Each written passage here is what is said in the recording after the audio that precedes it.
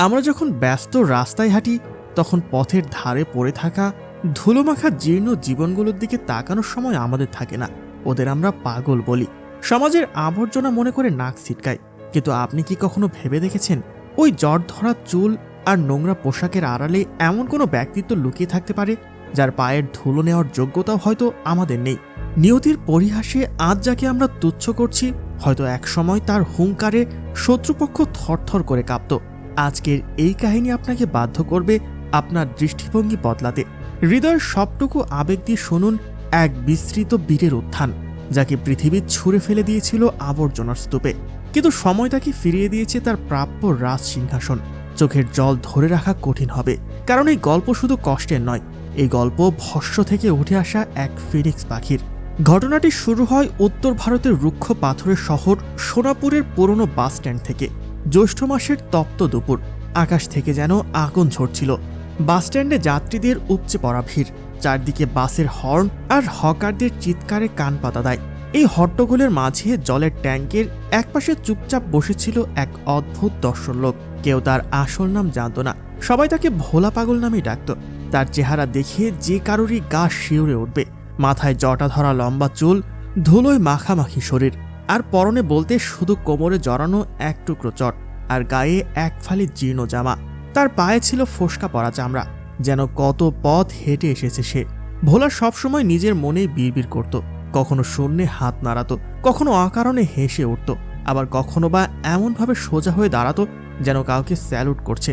বাসস্ট্যান্ডের ঠিক উল্টো দিকে ছিল মহাজন গোবিন্দের বিখ্যাত মিষ্টির দোকান। গোবিন্দ ছিল অত্যন্ত রাগী এবং নিজের দোকানের সুনাম নিয়ে সবসময় চিন্তিত এক অহংকারী ব্যবসায়ী। সেদিন দোকানে খদ্দেরদের বেশ ভিড় ছিল। ক্ষুধার্ত ভোলা এক দৃষ্টিতে তাকিয়েছিল গোবিন্দের কড়াইতে ভাজা গরম সিঙ্গারাগুলোর দিকে। খিদে মানুষকে পশুর স্তরে নামিয়ে আনে, কিন্তু ভোলা তবুও তার আত্মসম্মান হারায়নি। সে হাত পেতে ভিক্ষা চায়নি, শুধু দূর থেকে লোলুপ দৃষ্টিতে তাকিয়েছিল। হঠাৎ একটি নেড়ি কুকুর ভোলার পাশে পড়ে থাকা একটা এঁটো কলাপাতা চাটতে শুরু করলো। ক্ষুধার জ্বালায় ভোলা সেই কুকুরটাকে তাড়িয়ে দিয়ে নিজে সেই পাতা থেকে খাবারের উচ্ছিষ্ট অংশটুকু তুলে নিতে গেল। এই দৃশ্য দেখে মহাজন গোবিন্দর পিত্তি জ্বলে গেল। সে চিৎকার করে উঠল, ওরে অলক্ষণে, মরার আর জায়গা পেলি না? আমার দোকানের সামনেই তোকে মরতে হবে। খরিদ্দার সব পালিয়ে যাচ্ছে তোর জন্য। গোবিন্দ রাগে গজগজ করতে করতে দোকান থেকে বেরিয়ে এলো। তার হাতে ছিল বাসন ধোয়ার গরম জল ভর্তি একটা মগ। কোনো কিছু বিচার না করেই সে সেই ফুটন্ত গরম জল ভোলার পায়ের কাছে ছুঁড়ে মারল। সে চেঁচিয়ে বলল, সর এখান থেকে, না হলে পরের বার গায়ে গরম তেল ঢেলে দেব। গরম জলের ছিটে ভোলায় পায়ে পড়তেই চামড়া পুড়ে যাওয়ার উপক্রম হলো। কিন্তু আশ্চর্যের বিষয়, সে না কাতরালো না কোনো চিৎকার করল। সে শুধু তার জ্বলন্ত দুটি চোখ তুলে একবার গোবিন্দর দিকে তাকালো, আর তারপর যা করল তা দেখে উপস্থিত জনতা হতভম্ব হয়ে গেল। ভোলা তাকে কোনো গাল দিল না। সে দুই হাত জোর করে মাথা নিচু করে ভাঙা কিন্তু গভীর গলায় বলল, জয় হিন্দ নাগরিক, আপনার অসুবিধার জন্য আমি দুঃখিত। আমরা এখানকার নিরাপত্তা নিশ্চিত করছি। সেখানে দাঁড়িয়ে থাকা একদল বখাটে ছেলে হো হো করে হেসে উঠল। একজন বলে উঠল, দেখ ভাই, এই পাগল নিজেকে চৌকিদার ভাবছে। মজা করার জন্য একটি ছেলে রাস্তা থেকে ইটের টুকরো করিয়ে ভোলার পিঠ লক্ষ্য করে ছুঁড়ে মারল। ঢপ করে আওয়াজ হলো। পাথরটি তার মেরুদণ্ড গিয়ে লাগলো। আঘাতটি নিশ্চয়ই খুব যন্ত্রণাদায়ক ছিল, কিন্তু ভোলা নড়ল না। সে একইভাবে টান টান হয়ে দাঁড়িয়ে রইল, যেন সীমান্তে পাহারাদার কোনো সৈনিক। তার চোখে জল ছিল না, ছিল এক অদ্ভুত দৃঢ়তা। ঠিক সেই মুহূর্তে বাসস্ট্যান্ডের গেটে একটি স্কুল বাস এসে থামল এবং বাচ্চারা নামতে শুরু করলো। বাতাসের গতিবেগ খুব বেশি ছিল।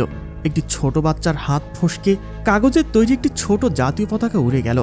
বাতাসের ঝাপটায় সেই তেরঙ্গা পতাকাটি উড়ে সোজা রাস্তার পাশের নর্দমার দিকে ধেয়ে যেতে লাগলো। গোবিন্দ এবং বাকিরা হাসাহাসিতে ব্যস্ত ছিল। পতাকার দিকে তাদের নজর ছিল না, কিন্তু ভোলার নজর এড়ায়নি।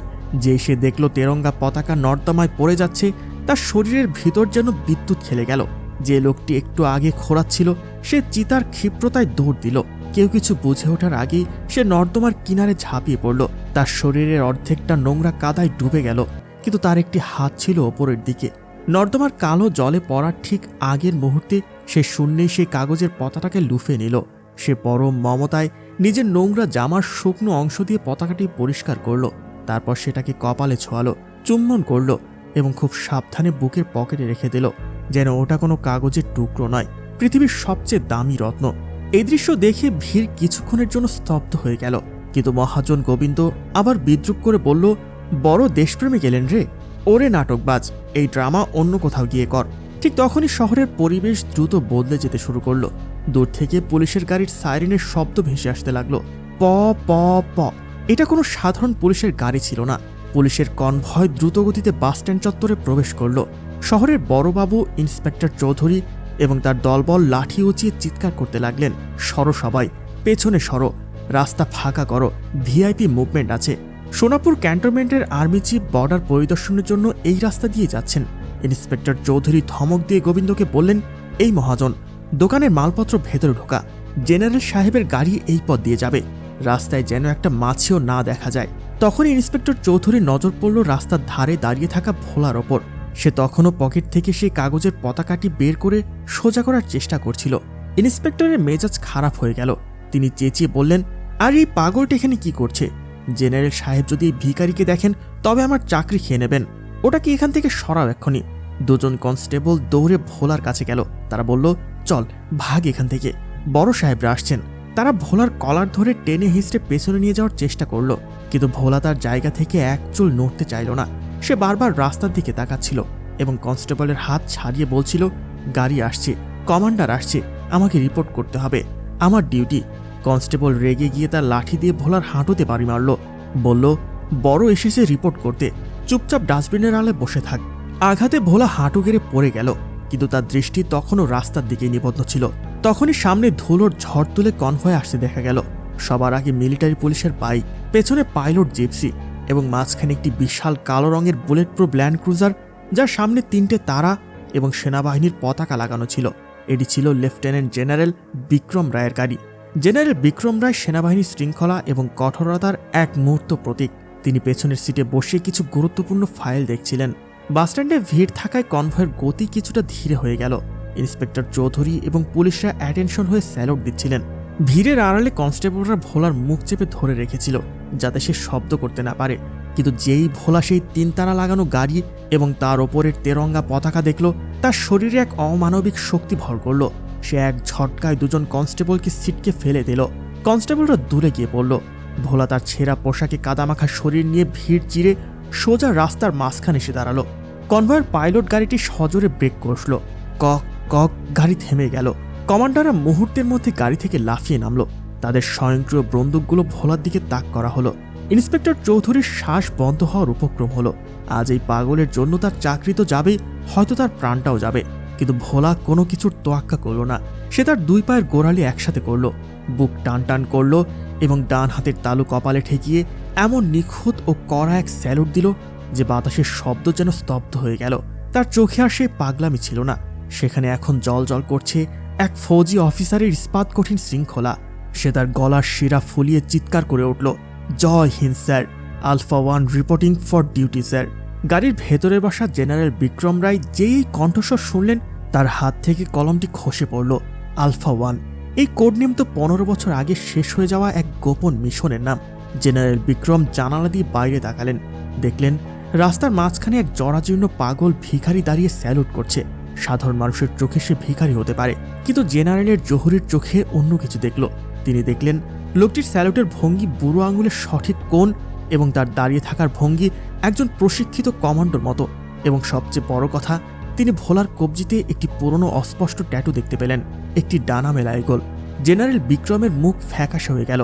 তিনি ড্রাইভারকে চিৎকার করে আদেশ দিলেন, স্টপ, গাড়ি থামাও, এক্ষুনি থামাও। পুরো কনভয় স্তব্ধ হয়ে গেল। জেনারেল বিক্রম রায়, যিনি নিরাপত্তার খাতিরে কখনো গাড়ি থেকে নামেন না, আজ তিনি দরজা খুলে চলন্ত রাস্তার মাঝখানে নেমে এলেন। ইন্সপেক্টর চৌধুরী দৌড়ে এলেন। স্যার, সরি স্যার, এটা একটা পাগল, আমি এক্ষুনি একে সরিয়ে দিচ্ছি। জেনারেল ইন্সপেক্টরকে হাতের ইশারায় এমনভাবে থামিয়ে দিলেন যেন তিনি কোনো তুচ্ছ পোকা। তার নজর শুধুই পাগলের উপর নিবন্ধ ছিল। জেনারেল টলমল পায়ে ভোলার দিকে এগিয়ে গেলেন। ভোলা তখনও পাথরের মূর্তির মতো স্যালুট দিয়ে দাঁড়িয়েছিলেন। জেনারেল ঠিক তার সামনে দাঁড়িয়েছিলেন। তার চোখ দিয়ে জল গড়িয়ে পড়ল। তিনি কাঁপা কাঁপা গলায় জিজ্ঞেস করলেন, রুদ্র, মেজর রুদ্রপ্রতাপ, এটা কি তুমি? এই নাম শুনে ভোলার হাত ধীরে ধীরে নিচে নেমে এলো। তার শূন্য দৃষ্টিতে হঠাৎ স্মৃতির এক ঝলকানি খেলে গেল। সে ভাঙা গলায় বলল, eagle operation valley, mission successful sir. আমার সঙ্গীরা ফিরে আসেনি স্যার। ভ্যালি অফ ডেথ, এই কথা শোনা মাত্র জেনারেল বিক্রম রায় সেই নোংরা কাদায় মাখামাখি পাগলকে জড়িয়ে ধরলেন। এত শক্ত করে বুকে জড়িয়ে ধরলেন যে উপস্থিত সকলের আত্মা কেঁপে উঠল। একজন 3 স্টার জেনারেল একজন পাগল ভিখারির গলা জড়িয়ে রাস্তার মাঝখানে দাঁড়িয়ে শিশুর মতো কাঁদছিলেন।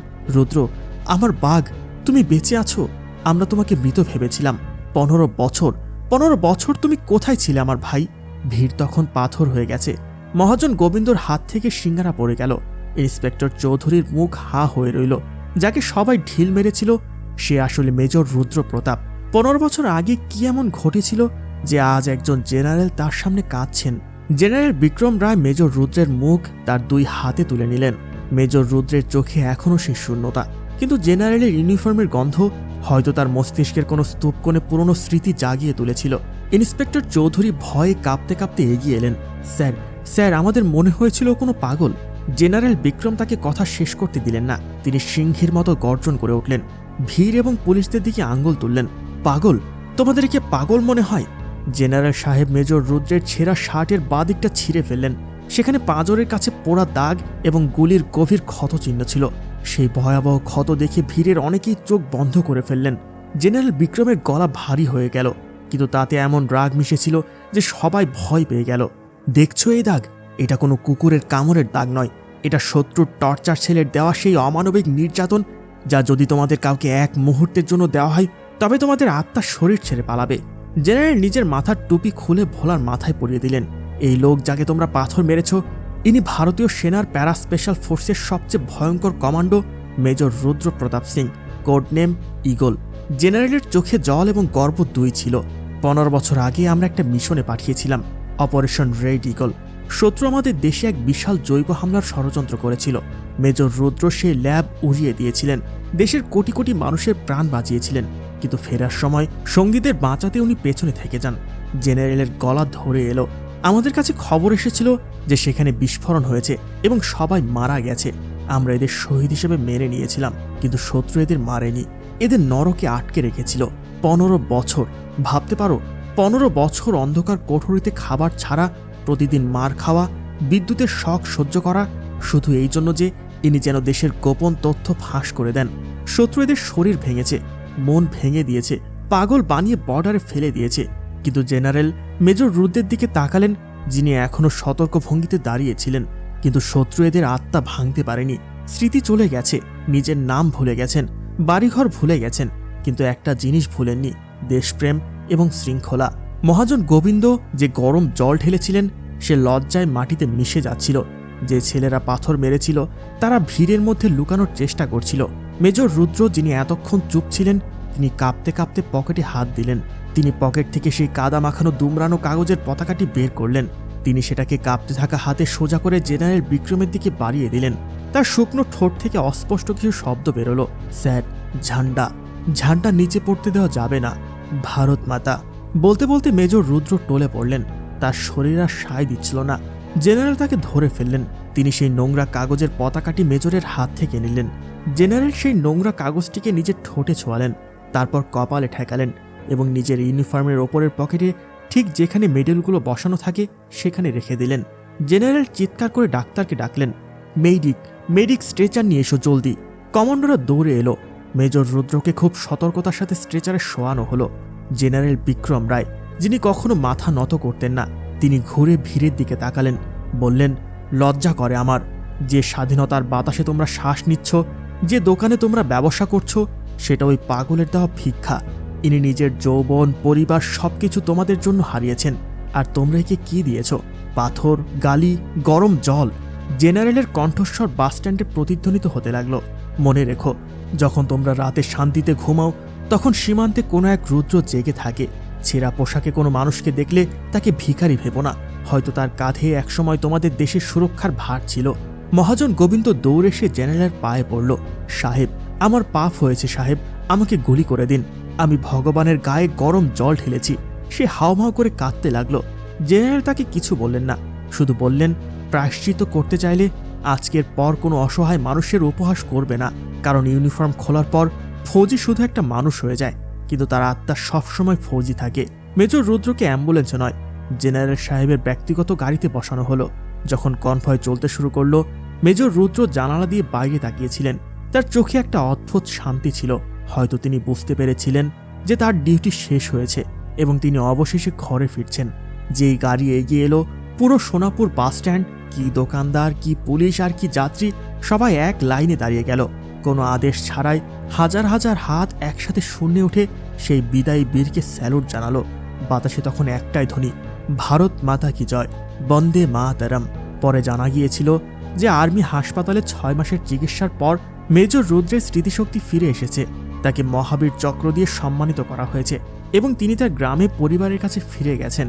কিন্তু সেই দিন সোনাপুরের মানুষ যে শিক্ষা পেয়েছিল তা তাদের আগামী প্রজন্ম মনে রাখবে। বন্ধুরা, এই গল্প আমাদের শেখায় যে কারোর বাইরের অবস্থা দেখে তার ভেতরের মানুষকে বিচার কখনো করবেন না। আমাদের সমাজে না জানি কত এমন অজানা নায়ক বা আনসিন হিরোজ আছেন যারা নীরবে নিজেদের বলিদান দিয়ে যান এবং বিনিময়ে আমাদের থেকে শুধু একটু সম্মান আশা করেন। পরের বার রাস্তায় কোনো অসহায় পাগল বা কোনো বৃদ্ধকে দেখলে তাকে দূর দূর করে তাড়িয়ে দেওয়ার আগে একবার ভাববেন, হয়তো তিনিও কোনো এক হারিয়ে যাওয়া রুদ্র। যদি এই কাহিনী আপনার চোখে জল এবং হৃদয়ে দেশের সম্মান জাগিয়ে থাকে, তবে অনুগ্রহ করে এই ভিডিওটি লাইক করবেন।